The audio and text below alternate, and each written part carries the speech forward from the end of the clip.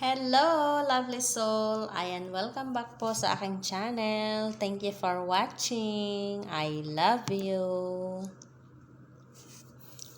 Alam ko po na yung iba sa inyo is naiinip na sa inyong spiritual journey. Okay? Kumbaga gusto nyo nang makita yung pagbabagong magaganap sa buhay nyo. Kaya lang po, ang katotohanan is ganito. Kahit ilang spiritual awakening pa po ang mangyari sa inyo, kung ikaw mismo ay hindi mo tutulungan ang sarili mo, kung ikaw mismo ay hindi magdesisyon na magbago sa mga bagay na dapat baguhin sa iyong sarili, ay wala pong magmamaterialize. Ibig sabihin, magmamaterialize is walang maisa sa katuparan sa buhay mo. Kung ikaw mismo hindi mo tutulungan yung sarili mo. Okay po? Kasi po, yung mga angels ay pinadala yan ni Heavenly Father para tulungan ka, i-guide ka, suportahan ka, tulungan ka, okay, at i-correct ka. Okay po, lovely soul? Iparamdam sa inyo ang buong suporta at pagtitiwala ng inyong guardian angel. Okay po? So, ibig sabihin, ikaw yung may pisikal na katawan. Ikaw mismo yung gagawa kung ano yung sinasabi ng guardian angel mo na kailangan mong baguhin, na kailangan mong gawin. Okay po, lovely soul? So, paano mo maiintindihan yung sinasabi ng iyong guardian angel? Kaya nga po sinasabi ko sa inyo na matuto kayong mag-meditate. Okay? Mag-meditate po kayo araw-araw at mag-connect po kayo sa nature. Kasi kapag ginawa nyo po yan, kayo na mismo ang makakaintindi kung ano yung ibig sabihin ng mga angel numbers na nakikita nyo. Kasi kapag araw-araw nyo pong nakikita yan, mga angel numbers na yan, is patunay lamang na naandyan yung iyong guardian angel. Okay? Ibig sabihin, naka-align ka kay universe, kay God, kay Heavenly Father. Okay po, lovely soul? So, kaya pinadalahan ka ni Heavenly Father ng iyong guardian angel, ng guides mo, para tulungan ka. Para maisakatuparan yung mga bagay na pagbabagong magaganap sa buhay mo. Pero syempre, kailangan ikaw mismo ang gagawa nun. Kasi ikaw yung may physical na katawan. Okay po? Yung guardian angel mo, sasabihin lang sa'yo kung ano yung dapat mong gawin. Kung tama naman yung ginagawa mo, pupurihin ka lang niya. Susuportahan ka niya. Ipaparamdam niya sa'yo yun. Okay po, lovely soul? So, kailangan nyo pong mag-meditate, magkaroon ng focus. Okay? Para, kasi spiritual awakening is personal na experience mo yan from the divine. Ibig sabihin, yung katanungan mo is direktang makukuha mo yung sagot.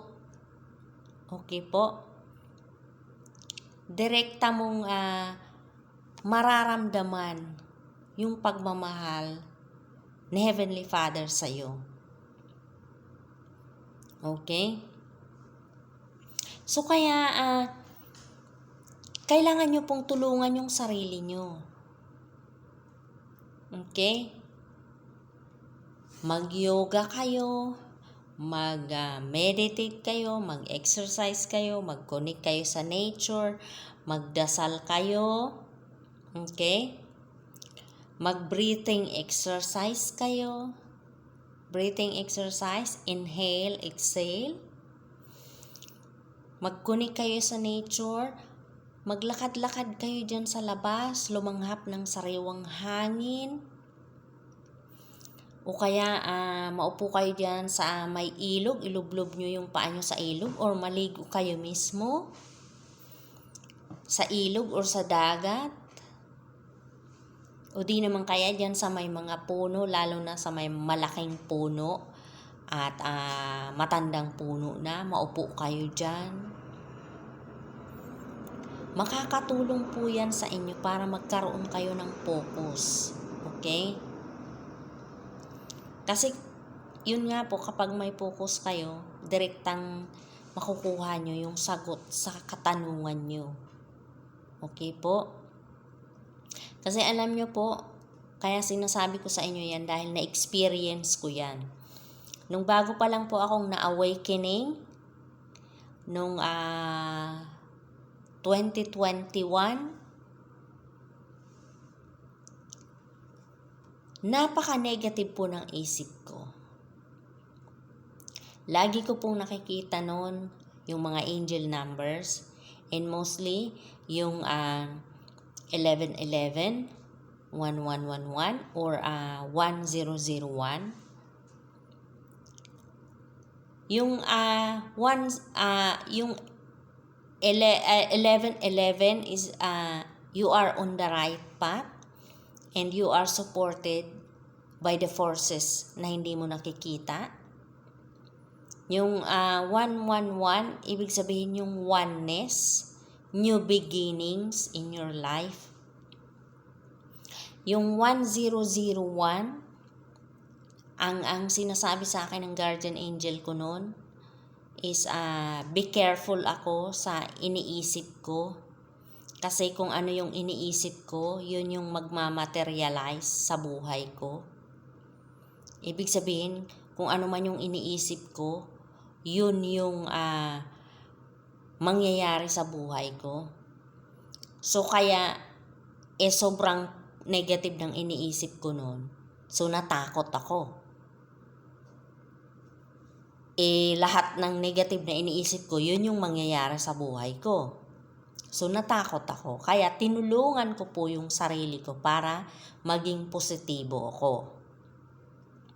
So yun nga po, yung mga ginawa ko noon is nag-yoga ako, nag-exercise, nag-connect sa nature, nag-breathing exercise, and nagme-meditate araw-araw. Sa YouTube po marami kayong makikita na mga makakatulong sa inyo. Yung yoga, may mga simple steps dyan na kaya nyong gawin. Gawin nyo. Okay po, lovely soul? Para mabalance nyo yung physical na katawan nyo. Okay? At magkaroon po kayo ng focus. Para kayo na po mismo, direkta nyo nang makukuha yung sagot sa katanungan nyo. Okay? Katulad po sa akin, nagdadasal po kasi ako na magkaroon ako ng extra income. Kasi, sumasama yung loob ko kapag may humihingi ng tulong sa akin na hindi ko matulungan. Okay? So, one day, nakareceive ako ng email. At ang sabi sa email, gagamitin lang nila yung FB page ko. Sila mismo yung magbibigay ng mga dapat kong i-post. At sasahuran nila ako linggo-linggo. Weekly yung sahod at malaki po yung sahod. $1 siya. So, syempre natuwa ako. Tinanong ko ngayon yung guardian angel ko kung totoo yun. Ang sabi ng guardian angel ko, anong nabasa ko kasi yun, ang pumasok sa intuition ko is scam yun. So, ginawa ko, tinanong ko nga yung guardian angel ko. At ang sagot ng guardian angel ko is maniwala ako sa intuition ko. So, syempre, ang unang impression ko kasi nung nabasa ko yun is scam siya. So, dahil sinuportahan ako ng guardian angel ko, sinabi niya na maniwala ako kung ano yung intuition ko. So, pinaniwalaan ko. Okay? So, ganun po, lovely soul. Direkta nyong makukuha yung sagot sa tanong nyo. Kaya matuto po kayong mag-meditate at mag-connect sa nature.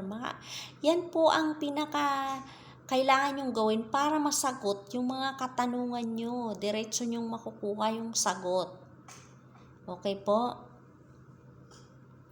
And, kaya sinasabi ko po yan sa inyo kasi na-experience ko po yan. Okay po. Naiinip ako noon kasi laging sinasabi ng guardian angel ko na new beginnings, na may pagbabagong magaganap sa buhay ko. Naiinip po ako noon. Inip na ako.